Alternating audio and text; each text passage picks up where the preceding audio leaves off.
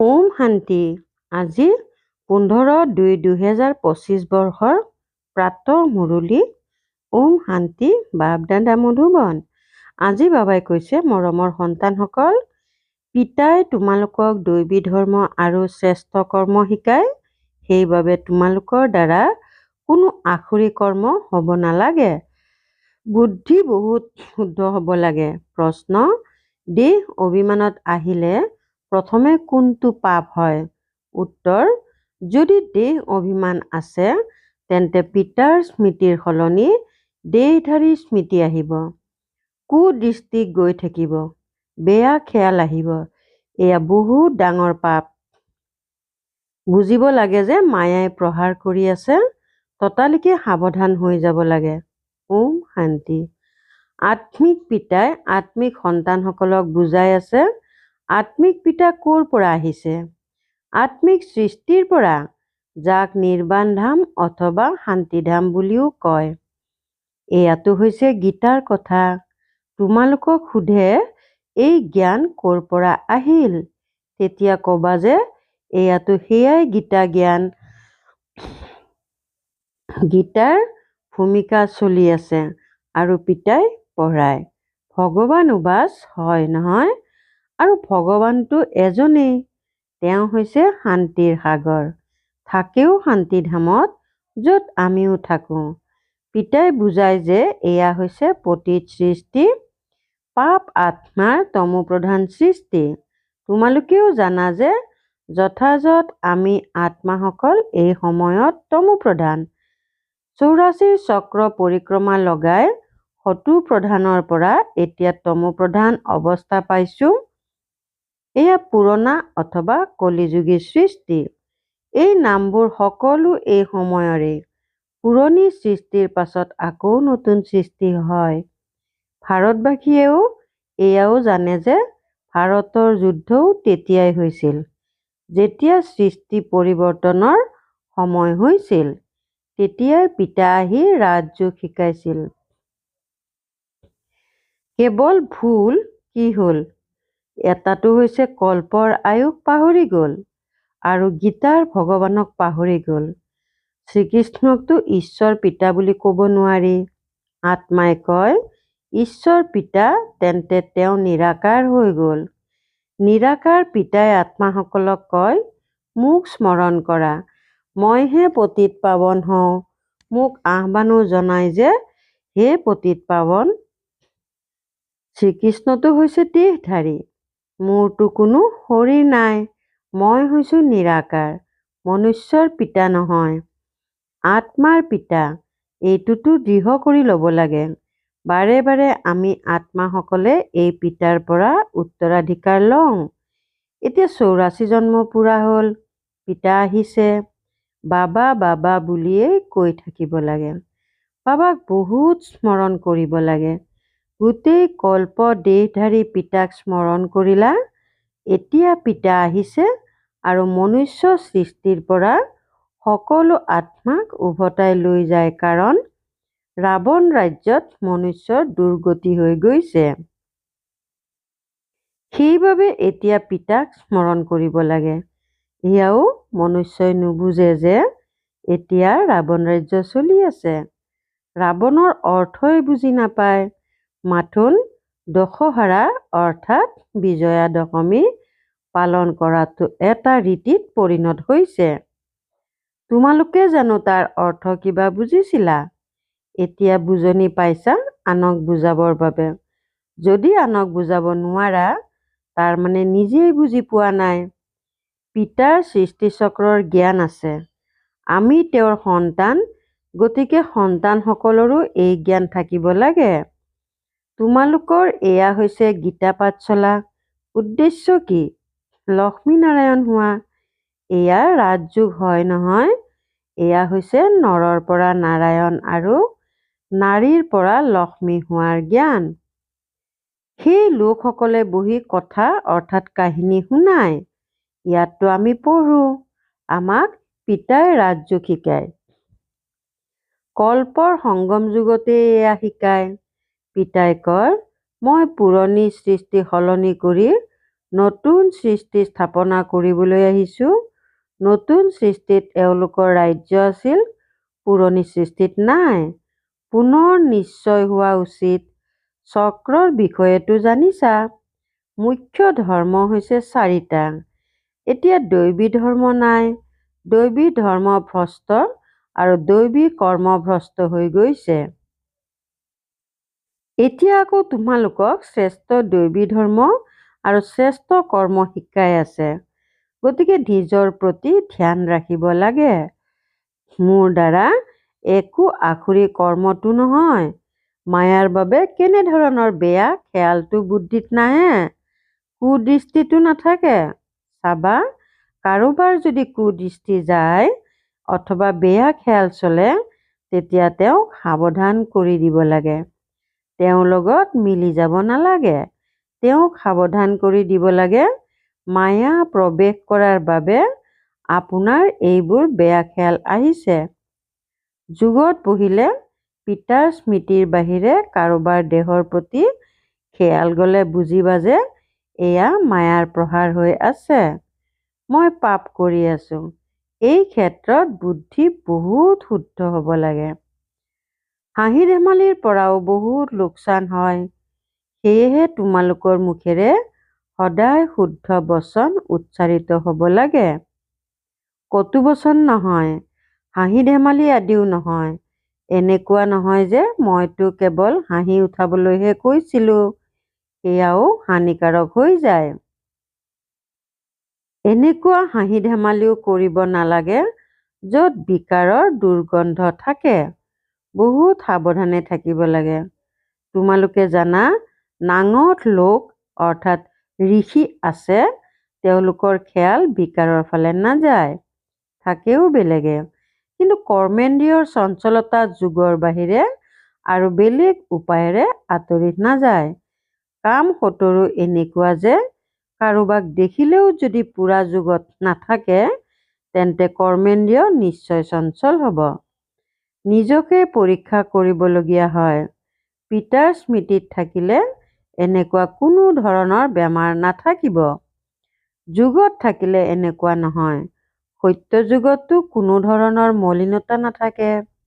তাত ৰাৱণৰ চঞ্চলতাই নাই, যাৰ বাবে ব্যভিচাৰ হ'ব। তাততো যোগী জীৱন। ইয়াত অৱস্থা বহুত পৰিপক্ক হোৱা উচিত। যোগ বলৰ দ্বাৰা এই সকলো বেমাৰ দূৰ হৈ যায়। এই ক্ষেত্ৰত বহুত পৰিশ্ৰম কৰিবলগীয়া হয়। ৰাজ্য লোৱাটো কোনো মাহীৰ ঘৰৰ দৰে ইমান উজু নহয়। পুৰুষাৰ্থটো কৰিব লাগে নহয়। এনেকুৱা নহয় যে ভাগ্যত যি আছে সেয়াই পাম। ধাৰণাই যদি নহয়, তেন্তে পাই পইচাৰ পদ লোৱাৰ লায়ক হয়। বিষয়টো বহুত থাকে নহয়। কোনোবাই চিত্ৰকলাত, কোনোবাই খেলত নম্বৰ লৈ লয়। সেয়া হৈছে গতানুগতিক বিষয়। তেনেকৈ ইয়াতো বিষয় আছে। কিবা নহয় কিবা পাব, বাকী বাদশ্বাহী পাব নোৱাৰে। সেৱা কৰিলেহে বাদশ্বাহী পাব। তাৰ বাবে বহুত পৰিশ্ৰম কৰিবলগীয়া হয়। বহুতৰে বুদ্ধিত ধাৰণাই নহয়, যেন খাদ্য হজমেই নহয়, উচ্চ পদ লোৱাৰ সাহস নাই, ইয়াকো বেমাৰ বুলিয়ে কোৱা হ'ব নহয়। তোমালোকে কোনো কথা দেখিও নাচাবা। আত্মিক পিতাৰ স্মৃতিত থাকি আনক মাৰ্গদৰ্শন কৰাব লাগে। অন্ধৰ লাখুটি হ'ব লাগে। তোমালোকেতো ৰাস্তা চিনি পোৱা। ৰচয়িতা আৰু ৰচনাৰ জ্ঞান মুক্তি আৰু জীৱন মুক্তি তোমালোকৰ যিসকল মহাৰথী হয়, তেওঁলোকৰ বুদ্ধিত ঘূৰি থাকে। সন্তানসকলৰ অৱস্থাতো দিন ৰাতিৰ পাৰ্থক্য থাকে। কোনোবা বহুত ধনী হৈ যায় আৰু কোনোবা একেবাৰেই গৰীব হৈ যায়। ৰাজকীয় পদতো পাৰ্থক্য থাকে। বাকী এইটো হয় যে তাত ৰাৱণ নথকাৰ কাৰণে দুখী নহয়। বাকী সম্পত্তিৰ ক্ষেত্ৰতো পাৰ্থক্য থাকে। সম্পত্তিৰ দ্বাৰা সুখ হয়। যিমানেই যুগত থাকিবা সিমানেই স্বাস্থ্য বৰ ভাল হ'ব। পৰিশ্ৰম কৰিব লাগে। বহুতৰে চলন এনেকুৱা, যেনেকুৱা অজ্ঞানী মনুষ্যৰ তেওঁলোকে কাৰো কল্যাণ কৰিব নোৱাৰে। যেতিয়া পৰীক্ষা আহে তেতিয়া গম পোৱা যায় যে কোন কিমান নম্বৰ লৈ উত্তীৰ্ণ হ'ব। তেতিয়া সেই সময়ত হাই হাই কৰিব লাগিব। বাপ দাদা দুয়োজনে কিমান বুজাই থাকে, পিতা আহিছে কল্যাণ কৰিবলৈ, নিজৰো কল্যাণ কৰিব লাগে আৰু আনৰো কল্যাণ কৰিব লাগে। পিতাক আহ্বানো জনাইছা যে আহি আমাক পতিতসকলক পাৱন হোৱাৰ মাৰ্গদৰ্শন কৰক। সেয়েহে পিতাই শ্ৰীমত দিয়ে, তোমালোকে নিজক আত্মা বুলি বুজি দেহ অভিমান এৰি মোক স্মৰণ কৰা। কিমান সহজ দৰৱ কোৱা যে আমি মাথোন এজন ভগৱান পিতাকেই মানো। তেওঁ কয় মোক তোমালোকে আহ্বান জনোৱা যে আহি আমাক পতিতসকলক পাৱন কৰি তোলক, সেইবাবে মই আহিবলগীয়া হয়। ব্ৰহ্মাৰ পৰা তোমালোকে একোৱেই নোপোৱা। তেওঁতো হৈছে দাদা অৰ্থাৎ জ্যেষ্ঠ ভাতৃ। বাবাও নহয়, বাবাৰ পৰাতো উত্তৰাধিকাৰ পোৱা যায়। ব্ৰহ্মাৰ পৰা জানো উত্তৰাধিকাৰ পোৱা যায়? নিৰাকাৰ পিতাই এওঁৰ দ্বাৰা আমাক তুলি লৈ পঢ়ায়, এওঁকো পঢ়ায়। ব্ৰহ্মাৰ পৰাতো একোৱেই নোপোৱা। উত্তৰাধিকাৰ এওঁৰ দ্বাৰা পিতাৰ পৰাই পোৱা যায়। উত্তৰাধিকাৰ এওঁৰ দ্বাৰা পিতাৰ পৰাই পোৱা যায়। দিওঁতাজন এজনেই, তেওঁৰে মহিমা আছে। তেওঁৱেই সকলোৰে সদ্গতিদাতা। এওঁতো পূজ্যৰ পৰা আকৌ পূজাৰী হয়। সত্যযুগত আছিল, আকৌ 84 জন্ম ভোগ কৰি এতিয়া পতিত হৈ গ'ল, পুনৰ পূজ্য পাৱন হৈ আছে। আমি পিতাৰ পৰা শুনো, কোনো মনুষ্যৰ পৰা নহয়। মনুষ্যৰ হৈছেই ভক্তি মাৰ্গ, এয়া হৈছে আত্মিক জ্ঞান মাৰ্গ। জ্ঞান মাথোন এজন জ্ঞান সাগৰৰে আছে, বাকী এই শাস্ত্ৰ আদি হৈছে সকলো ভক্তিৰ। শাস্ত্ৰ আদি পঢ়া এয়া সকলো হৈছে ভক্তি মাৰ্গ। জ্ঞান সাগৰটো হৈছে এজনেই পিতা। আমি জ্ঞান নদীবোৰ জ্ঞান সাগৰৰ পৰা ওলাইছো। বাকী সেয়া হৈছে পানীৰ সাগৰ আৰু নদী। সন্তানসকলে এই সকলোবোৰ কথা প্ৰতি ধ্যান দিব লাগে। অন্তৰ্মুখী হৈ নিজক পৰীক্ষা কৰা। যদি মুখেৰে কিবা কটু বচন ওলায় অথবা কুদৃষ্টি যায়, তেন্তে নিজকেই শাস্তি দিব লাগে। মোৰ মুখৰ পৰা কটু বচন কিয় ওলাল? মোৰ কুদৃষ্টি কিয় গ'ল? নিজক চৰু মাৰিব লাগে। বাৰে বাৰে সাৱধান কৰি থাকিব লাগে, তেতিয়াহে উচ্চ পদ পাব পাৰিবা। মুখেৰে যাতে কটু বচন উচ্চাৰিত নহয়। পিতাইতো সকলো প্ৰকাৰৰ শিক্ষা দিব লাগে। কাৰোবাক পাগল বুলি কোৱা এয়াও কটু বচন। মনুষ্যটো যাৰ বাবে যি মনলৈ আহে তাকেই কৈ থাকে। একোৱেই নাজানে যে আমি কাৰ মহিমা কৰোঁ। মহিমাটো কেৱল এজন পতিত পাৱন পিতাৰ কৰিব লাগে আৰু অন্যতো কোনো নাই। ব্ৰহ্মা বিষ্ণু শংকৰকো পতিত পাৱন বুলি কোৱা নহয়। এওঁলোকেতো কাকো পাৱন নকৰে। পতিতৰ পৰা পাৱন কৰি তোলোতা হৈছে এজনেই পিতা। পাৱন সৃষ্টি হয়েই নতুন সৃষ্টি, সেয়াতো এতিয়া নাই। পবিত্ৰতা স্বৰ্গতহে আছে, পবিত্ৰতাৰ সাগৰো আছে। এয়াতো হৈছেই ৰাৱণ ৰাজ্য। সন্তানসকলে এতিয়া আত্মা অভিমানী হ'বলৈ বহুত পৰিশ্ৰম কৰিব লাগে।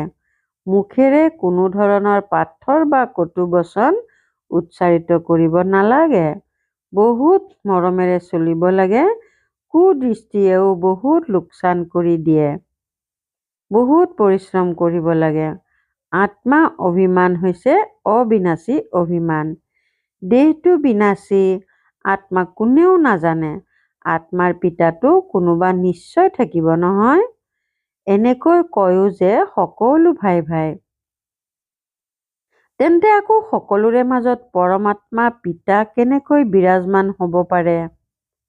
সকলো কেনেকৈ পিতা হ'ব পাৰে ইমানখিনিও বুদ্ধি নাই। সকলোৰে পিতাটো এজনেই, তেওঁৰ পৰাই উত্তৰাধিকাৰ পোৱা যায়। তেওঁৰ নাম হৈছে শিৱ। শিৱৰাত্ৰিও পালন কৰে। ৰুদ্ৰৰাত্ৰি বা শ্ৰীকৃষ্ণ ৰাত্ৰি বুলি নকয়। মনুষ্যইতো একোৱেই নুবুজে।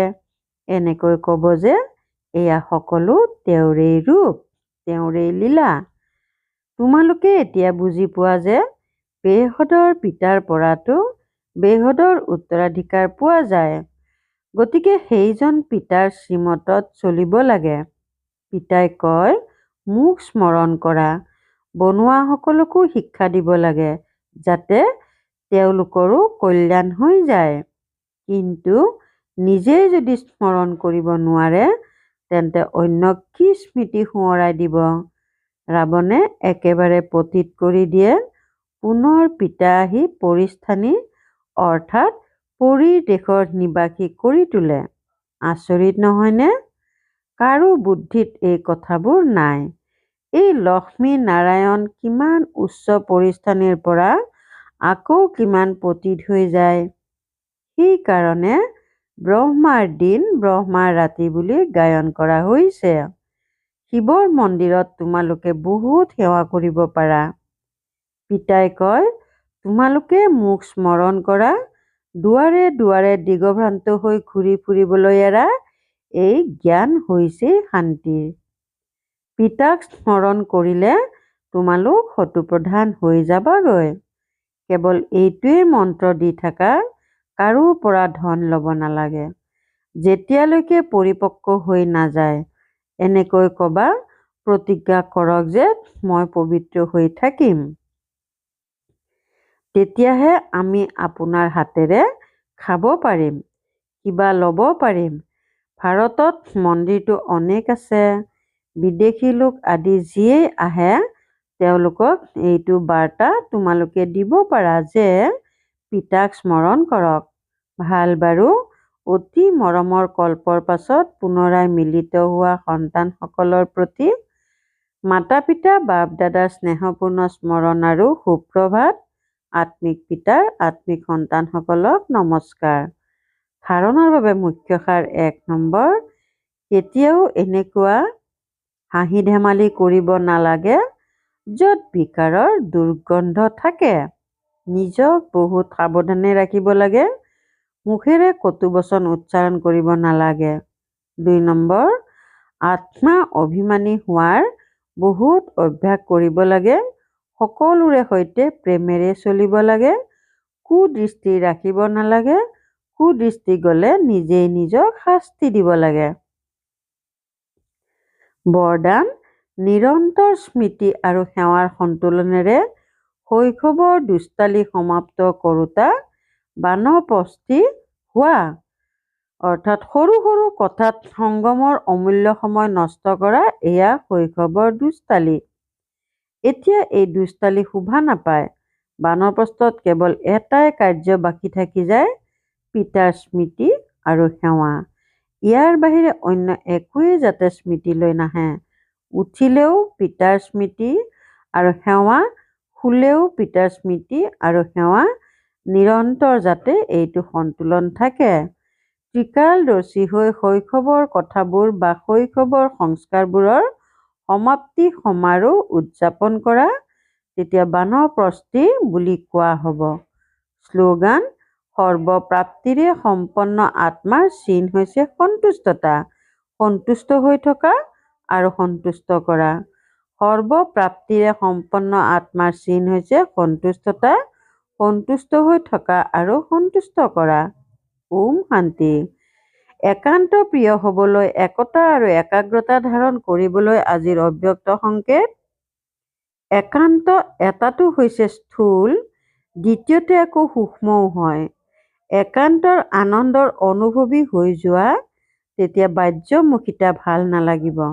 অব্যক্ত স্থিতি বঢ়াবৰ বাবে একান্তৰ ৰুচি ৰাখিব লাগে। একতাৰ লগতে একান্ত প্ৰিয় হ'ব লাগে।